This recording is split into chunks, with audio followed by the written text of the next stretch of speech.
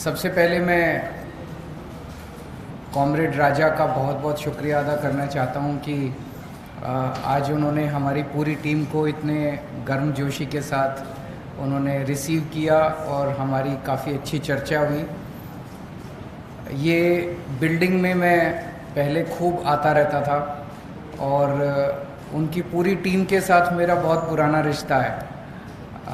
CM बनने के बाद शायद पहली मेरी विज़िट मेरी पहली विज़िट है, लेकिन जब एनजीओ में मैं काम किया करता था तो उनकी वाइफ के साथ भी, कॉमरेड एनी राजा के साथ भी हम झुग्गी बस्तियों में खूब काम करते थे।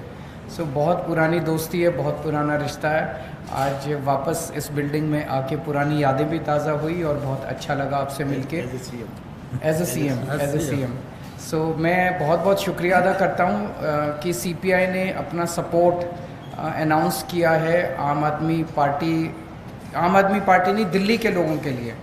दिल्ली के 2 करोड़ लोगों का ये जनतांत्रिक अधिकार है, दिल्ली के लोगों का ये हक है कि जिस सरकार को, आज हमारी सरकार है, कल किसी की भी सरकार हो सकती है, तो जिस सरकार को वो चुन के भेजें उस सरकार को काम करने की सारी शक्तियाँ होनी चाहिए, पावर होनी चाहिए। ये तो एक बेसिक जनतांत्रिक अधिकार है जिसको छीना गया है। तो आज सीपीआई ने अपनी सपोर्ट जनता के लिए, जनता के साथ दिल्ली के लोगों के लिए जाहिर की है। इसके लिए मैं आपका बहुत बहुत शुक्रिया अदा करता हूँ। इसके कुछ प्रोविजंस हैं जो अभी तक जनता के बीच में नहीं आई हैं। इन्होंने केवल सुप्रीम कोर्ट के आदेश को ही खारिज नहीं किया, इसमें 3 और ऐसी प्रोविजंस इन लोगों ने डाली है जिससे दिल्ली सरकार लगभग खत्म हो जाती है। इसके अंदर इन्होंने लिखा है कि अगर कोई मंत्री अपने सेक्रेटरी को कोई आदेश देगा तो सेक्रेटरी के पास ये पावर दे दी गई है, सेक्रेटरी डिसाइड करेगा कि मंत्री का आदेश लीगली ठीक है कि गलत है। अगर सेक्रेटरी को लगता है कि मंत्री का आदेश लीगली ठीक नहीं है तो सेक्रेटरी मंत्री का आदेश मानने से इनकार कर सकता है। ये दुनिया के अंदर पहली बार हो रहा है कि सेक्रेटरी को मंत्री का बॉस बना दिया। आपको 2 उदाहरण देता हूं, अभी पिछले हफ्ते हुए हैं दिल्ली सरकार में। विजिलेंस सेक्रेटरी को सौरभ भारद्वाज जी ने आदेश दिया वर्क एलोकेशन ऑर्डर की ऐसे ऐसे होगा।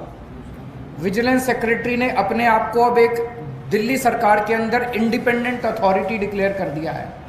वो कह रहा है कि इस ऑर्डिनेंस के आने के बाद मैं ना तो चुनी हुई सरकार के प्रति जवाबदेह हूं और एलजी के प्रति भी जवाबदेह, मैं उस अथॉरिटी जो बनाई है उसके थ्रू जवाबदेह हूं।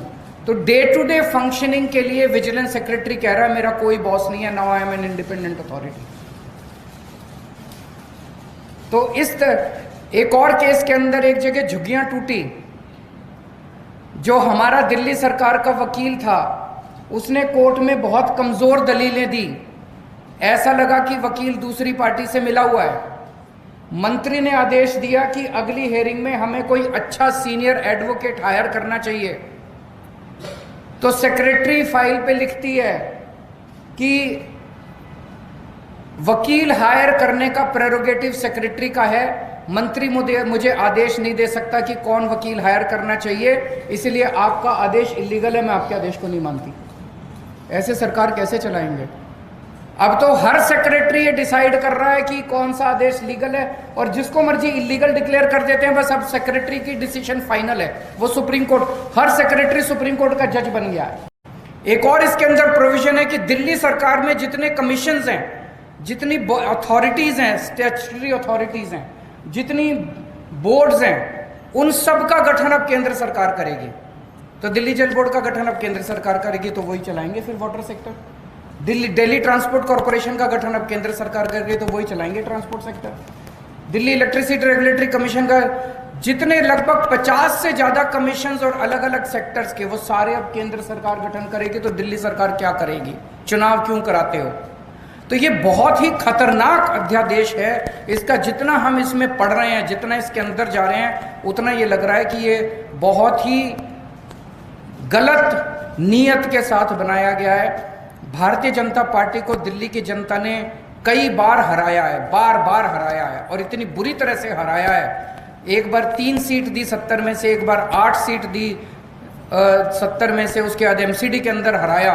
तो दिल्ली के चुनाव वो जीत नहीं सकते, तो बैकडोर के थ्रू वो दिल्ली को चलाना चाहते हैं। ये गलत है। जितनी भी पार्टियों ने सपोर्ट किया हमें, हम उन सब के शुक्रगुजार हैं। मुझे उम्मीद है कि सुप्रीम कोर्ट के अंदर भी हमें न्याय मिलेगा, और राज्यसभा के अंदर भी जब ये बिल आएगा तो इस बिल को हराया जाएगा। एक और इसके अंदर प्रोविजन है, चीफ सेक्रेटरी को ये पावर दे दी गई है कि वो डिसाइड करेगा कि कैबिनेट का कौन सा डिसीजन लीगल है और इलीगल है। कैबिनेट सुप्रीम होती है, जैसे देश की कैबिनेट सुप्रीम है, राज्य की कैबिनेट सुप्रीम होती है। अब इसके अंदर ये पावर दे दी गई है, चीफ सेक्रेटरी तय करेगा कि कैबिनेट ने अगर कोई निर्णय लिया तो चीफ सेक्रेटरी डिसाइड करेगा कि वो निर्णय लीगल है कि इलीगल है। अगर उसे लगता है कि इलीगल है तो वो एलजी को रेफर करेगा, और एलजी को पावर दी गई है, वो किसी भी कैबिनेट के डिसीजन को पलट सकता है। आज तक भारत के इतिहास में, दुनिया के इतिहास में ऐसा कभी नहीं हुआ कि ब्यूरोक्रेसी को मंत्री के ऊपर सेक्रेटरी को बिठा दिया और कैबिनेट के ऊपर चीफ सेक्रेटरी को बिठा दिया। ये आज तक कभी नहीं हुआ।